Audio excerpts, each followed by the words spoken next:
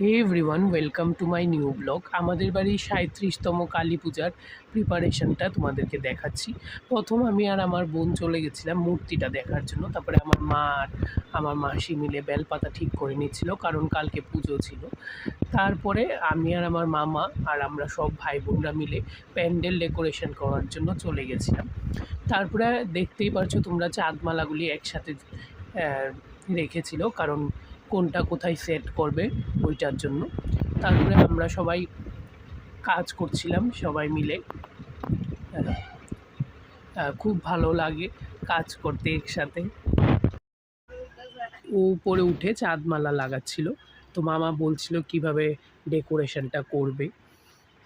আমরা খুব ক্লান্ত ছিলাম, কারণ ৪-৫ ঘন্টা হয়ে গেছে কিন্তু ডেকোরেশনটা হচ্ছিল না।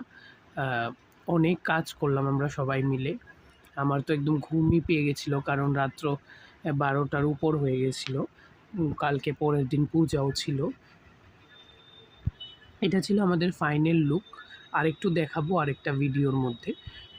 তারপরে এটা ছিল ফুল। আমরা মণ্ডপের ভিতরেও ছোট ছোট গ্লাস দিয়ে ডেকোরেশন করছিলাম, দেখো বেলের মতো। তারপরে এসে গেছিলো চা।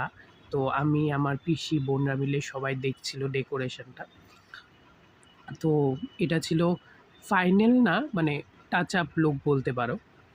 তো আমি আমাদের বোনকে বলছিলাম, দেখো আমাদের দিকে, ভিডিও করছিলাম। দেখো পুরা ফাইনাল লুকটা ছিল। এটা ছিল আমার বোন। ওর সাথে খুবই আমার খুনসুটি সম্পর্ক।